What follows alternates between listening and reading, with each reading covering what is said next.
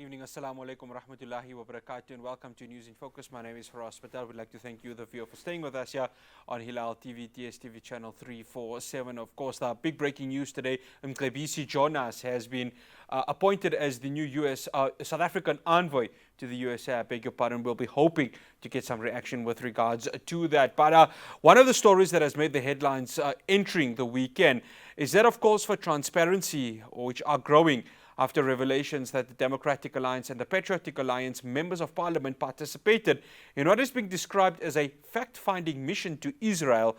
The trip there sparked political controversy, particularly after allegations emerged that the delegation met with Israeli President Isaac Herzog. This visit came to light following a video shared on Facebook by PA MP Ashley Sells last week, Sunday. Joining me now, I'd like to welcome Brett Herron, who is the Secretary General of the Good Party, who has, of course, been speaking a lot on this from a social media perspective. Brett, good day. Thank you so much for joining us. As always, welcome to News in Focus on Hilaal TV. Thank you so much. Good to be here. Brett, I'm trying to understand this because when you listen to Willie Okam from the DA, he's saying they went on personal matters. Now, I'm sure, Brett, if somebody went on personal matters, I think both you and I would rather choose an island. I know you're in beautiful Cape Town right now, so that's a holiday destination in itself. But I'm trying to understand, why then would you go to Israel for a fact-finding mission if this is on a personal level? Well, I think we must regard the response and the comments from the Democratic Alliance's spokesperson, Billy Okam, as dishonest and disingenuous. I mean, first of all, when I got the information that there were 4 members of parliament in Israel, 2 from the DA and 2 from the Patriotic Alliance, the first thing that occurred to me was that this trip had never been announced. And what were they doing there? Who were they meeting? What message were they conveying to those people that they were meeting? And how likely is it that the DA and the PA, 2 parties that probably hate each other, would be traveling to Israel at the same time, and as some sort of coincidence? So clearly this was a delegation going to Israel. And so we issued a statement calling on these political parties to come clean about a trip that they've never announced, asking who paid for the trip, what its purpose was, who they met, who they were speaking on behalf of, and what message they had shared. What happened thereafter is that an organization that I've never heard of, called South African Friends of Israel, issued a statement in response to the news articles, claiming that they had organized the trip, that there were many more MPs from the DA on that trip than just the 2 that I thought were on the trip, and that they had met with the Israeli president, with the foreign ministry, and with other officials in the Israeli government. And so the DA's announcement or comment that this is a private trip and they don't monitor the personal travels of their members, is just dishonest. Clearly, this is not a private trip. This was a delegation where members of parliament from 3 political parties, including the ACDP, were invited to go on what they call a fact-finding peace mission. And coming back from that trip, they've made the most astounding claims that Israel is a progressive state, there's no evidence of any apartheid tendencies, and that the South African government is wrong to be before the International Court of Justice.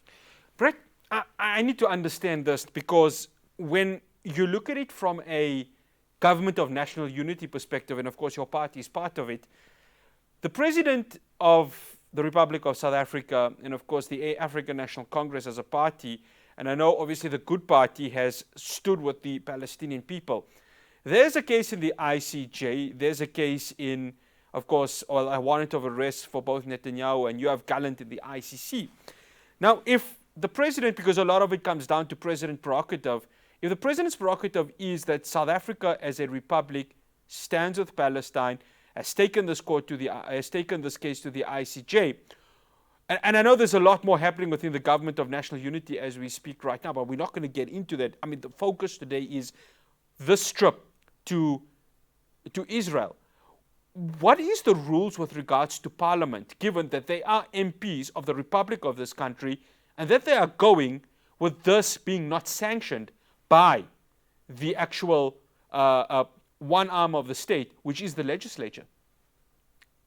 Well, I mean, members of parliament can travel, and their parties can send South Africans to any destination in the world. So, I don't. There's no requirement for parliament to sanction the trip. But the question is not about the legality of the trip.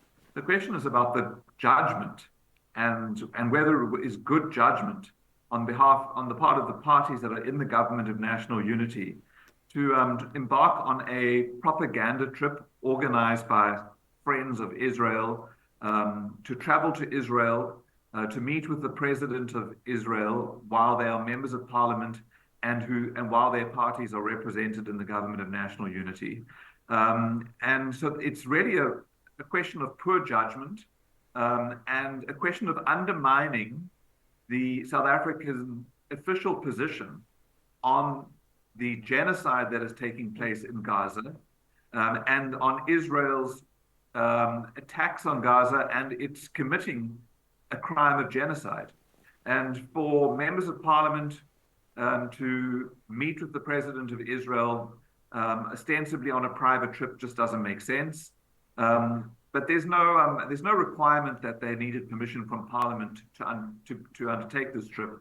What I think is severely lacking was political judgment, and it was really ill-advised for these members of parliament to take this trip.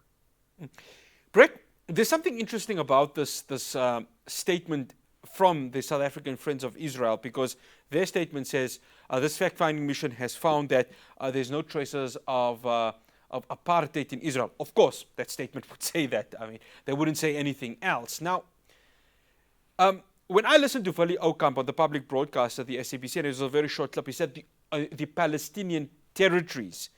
Very interesting. No word of occupied Palestinian territories, because if you are doing a fact-finding mission, surely conventional wisdom would say, well, you need to go to the occupied territories, which are, of course, the West Bank, which is currently being brutally under siege from the Israeli occupation forces, and, of course, that of Gaza. It's very difficult to go to Gaza right now because of the continuous bombing that's going there.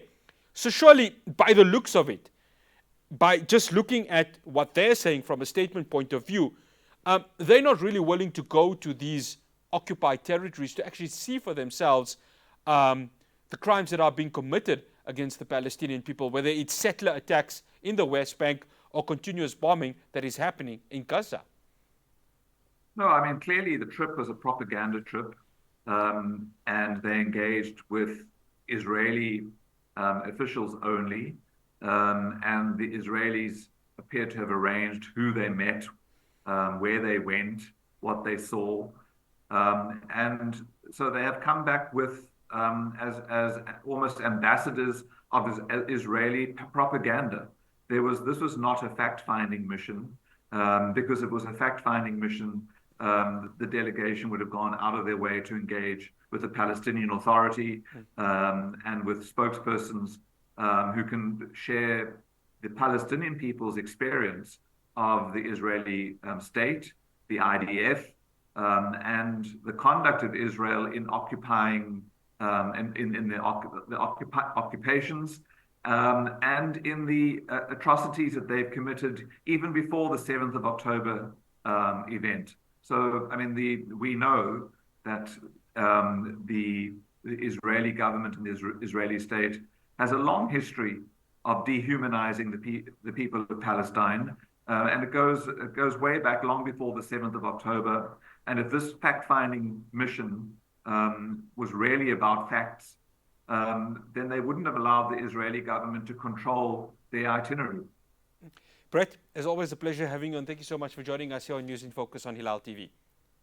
Thank you. That's Brett Herron, Secretary General of the Good Party, and of course so much more that is going to be coming with regards to this fact-finding mission. But I can assure you, many of these MPs are definitely going to be going ahead and being grilled in Parliament with regards to the trip. What's interesting about this is that even if you are going to Israel, fair enough, not a problem. visit the Palestinian territories, the ones that are being constantly bombarded by Israeli settlers, and that also of Gaza.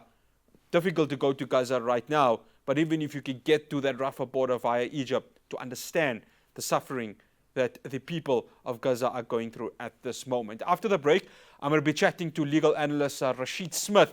We're going to be talking about today the start of the inquest into the deaths of anti-apartheid activists Chief Albert Lutuli and Griffiths Matlenge. Do stay tuned.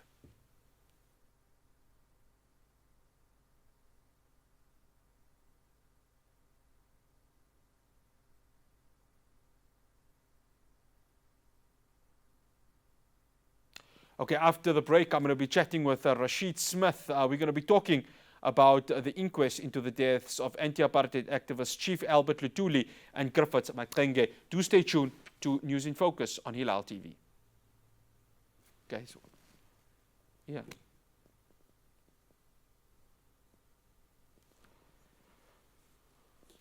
Okay, let's do it. Yeah, no problem. Okay, let's go.